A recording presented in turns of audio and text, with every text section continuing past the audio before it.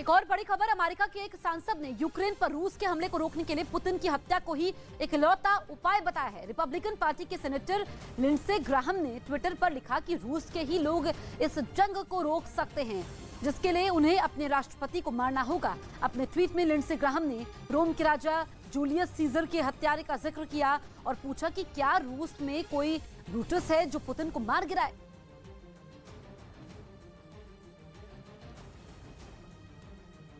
वहीं रूस के इन ताबड़तोड़ हमलों के बाद भी यूक्रेन की सेना जमीन पर लगातार डटी है। राजधानी कीव और उसके आसपास के शहरों पर मिसाइलों, बमों और टैंकों से हमले हो रहे हैं, तो कुछ इलाकों में यूक्रेन के सैनिक उन्हें धूल भी चटा रहे हैं, जिनकी कुछ तस्वीरें यूक्रेन की सेना ने जारी की। जिनमें एक तस्वीर कीव के पास के एक इलाके की है। दावा है कि जब रूस की सेना वहां टैंकों के साथ कब्जे के लिए पहुंची तो यूक्रेन के फौजियों ने अचानक उन पर रॉकेट लॉन्चर से हमला बोल दिया, जिसमें टैंक पर सवार रूस के कई सैनिक मारे गए और उनके शव सड़क पर बिखरे पड़े मिले। इतना ही नहीं, कीव के पास ही एक दूसरे इलाके में रूस के कुछ टैंकों को जब्त कर उन्हें आग के हवाले कर दिया गया। रूस की सेना से लोहा लेने का यह सिलसिला मिकोलाइव शहर में भी देखने को मिला।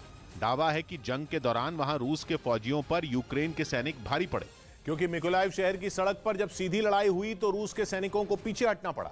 यही नहीं, उन्होंने जान बचाने के लिए अपनी गाड़ियों और टैंकों को छोड़कर वहां से भागने में ही भलाई समझी, जिसके बाद यूक्रेन की सेना ने उन सभी गाड़ियों और टैंकों को जब्त कर लिया और फिर उनमें आग लगा दी गई।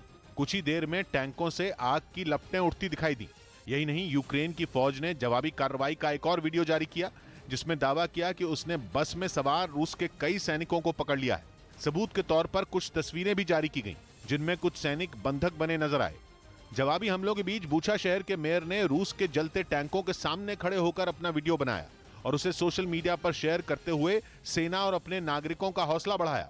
इसके साथ ही यूक्रेन ने यह दावा किया कि बीते 9 दिन से चल रही जंग में उसने रूस की सेना को काफी नुकसान पहुंचाया है। यूक्रेन की फौज ने इस पर एक रिपोर्ट भी जारी की, जिसमें बताया गया कि इस जंग में अब तक 9000 से ज्यादा रूसी सैनिक मारे जा चुके हैं। इसके साथ ही यूक्रेन की फौज ने यह जानकारी भी दी कि उसकी सेना ने रूस के 33 लड़ाकू विमानों को मार गिराया और यूक्रेन के जवाबी हमले में रूस के 37 हेलीकॉप्टरों को भी नुकसान पहुंचाया गया।